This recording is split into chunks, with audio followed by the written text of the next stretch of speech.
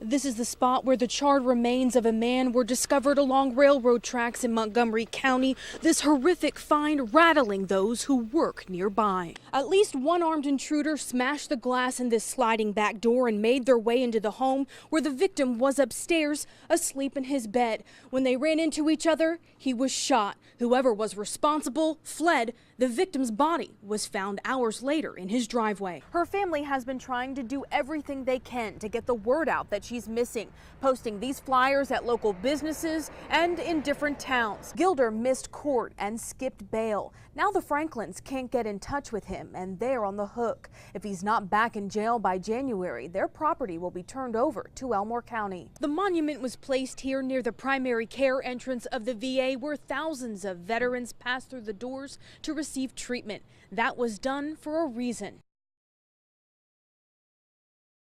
A mail carrier is being called a hero tonight for saving the life of a Montgomery County man trapped in his own home. Good evening, everyone. I'm Valerie Lawson. I'm Mark Bullock. It is an incredible story. A terrible fall left the man lying on the floor, waiting 10 days for help. And during that time, he did everything he could to survive, waiting for anyone to rescue him. The story is a WSFA 12 News exclusive. Here's Lindsay Rogers, new at 10. Sissy Cartwright has been delivering mail in the Hope Hull community for 20 years. When you've been out here for as long as most of us have, you just kind of learn your customers. So last week, when she noticed that one of the residents on her route hadn't checked his mail in days, she knew something wasn't right. He normally got his mail a little more often than that, so that's when I decided I needed to go check on him. The house sits way back off the road in a secluded rural area. Sissy's kind gesture ended up being a life-saving move. She found the front door open and 66-year-old Tommy Hope injured and calling for help. Just glad I found him when I did. She called 911 and that's when she learned that Hope had been down for 10 days. Following a bad fall that left him with broken bones, he was unable to get to his phone. As the days passed, he kept hydrated by drinking from a bucket of rainwater and used a stick to get ice cubes from the ice maker. I mean, he had to be a strong man to have done some of the things that he did do to survive. It was just amazing to me. When he was being put on the stretcher that day, he looked right up at me and he said, "Sherry," he said, "I knew she would come." He said, "She just saved my life." And I knew then that she definitely has earned her title as a hero. Mail carriers like Sissy Cartwright always keep an eye out for elderly customers and those who live alone. And this time, it made all the difference. Yeah, he calls me his hero. And if that's what he wants to say, I'm good with it. But now I don't feel like a hero. I just was at the right place at the right time, I think. Sissy Cartwright has been nominated for the Postmaster General's Hero Award for saving Tommy Hope. Tommy Hope, meanwhile, Mark and Val, is still in the hospital recovering from his injuries. Mr. Hope, if you're out there watching tonight, we hope you're feeling better. Well, and Lindsay, we understand the letter carrier, Sissy, has actually visited him in the hospital. She has, and she says when he gets out, she promises to deliver his mail to his door, to him in person each day. Yeah, she is a hero. Thank you so very much, Lindsay. Thank you.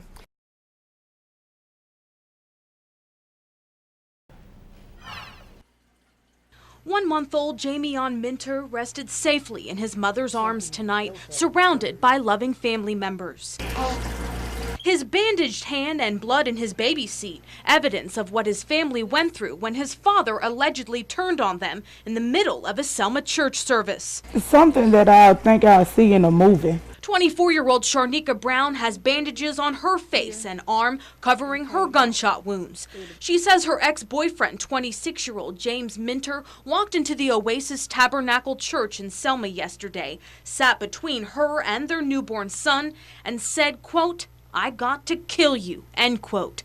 She silently motioned to her father sitting in the pew behind her. Did the trigger motion, signaling to me that he has a gun. Things escalated quickly, horrified church members running as Minter allegedly fired into the baby seat, striking his infant son in the hand and then shooting his ex-girlfriend twice before her father wrestled him to the ground, getting help from a church leader who was also shot in the struggle. I just thank God that he gave me strength to get over to him, to get him down with the gun, because if I hadn't have been there and done that, there's no telling what all he would have done. Sharnika Brown says she left Minter 2 weeks ago, but he was upset over child visitation.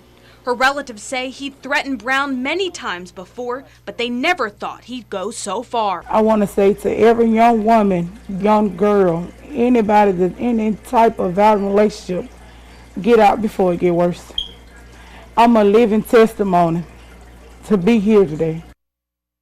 1-month-old Jamion Minter has had surgery on his injured hand, doctors inserting pins to save his fingers. His mother is also recovering from her injuries. As for James Minter, Dallas County District Attorney Michael Jackson says he has an extensive record of domestic violence cases dating back to 2009 in Selma Municipal Court. We're told he faces 20 years to life in prison on each of his 3 attempted murder charges. Mark? For Gerald Davis, a truck driver, being at the scene of a fiery crash that claimed the life of a fellow driver was emotional. He watched as firefighters worked to fully extinguish the charred wreckage of a semi that plunged from the interstate above to West Jeff Davis Avenue below. I mean, that could have been me. A driver got a family, got friends, fellow truckers. Wow, it hurts. I mean, it really hurts. Smoke and the smell of burning plastics filled the air, the materials the truck was carrying. Jeffrey Powell grew up nearby and stopped to see what was happening. It is very upsetting, very upsetting. Diesel fuel, once it strikes and get that flash point, it's going to make that fire like that, but it's very concerning. Those nearby who saw the burning truck acted quickly and tried to rescue the driver, but he was pronounced dead at the scene. A routine day on the job ended in a horrifying ordeal and tragedy. This happened before, right the street on the corner, and for it to happen twice in this same little section of the interstate, it concerns me a lot for the kids and people and the pedestrians that walk up and down this thoroughfare here. My prayers goes out to him and his family, because again, that could have been me.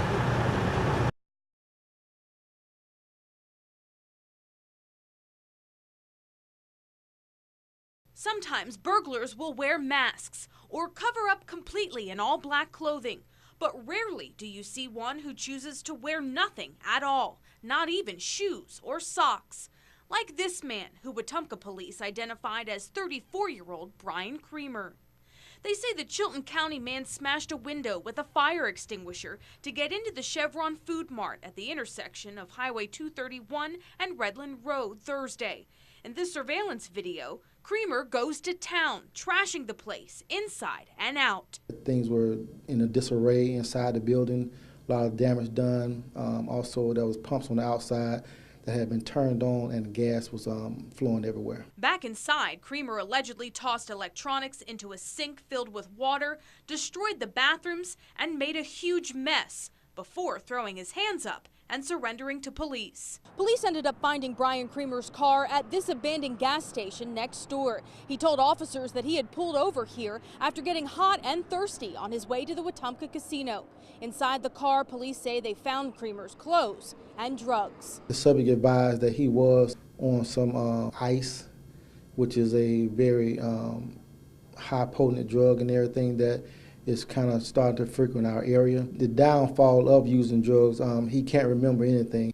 He might not remember, but police have the footage. Meanwhile, the store's owner spent the day dealing with the damage. We're still getting all the cleaning up done, but we're still open for business. As for Brian Creamer, he traded his birthday suit for a jumpsuit. In Wetumpka for Today in Alabama, Lindsay Rogers, WSFA 12 News.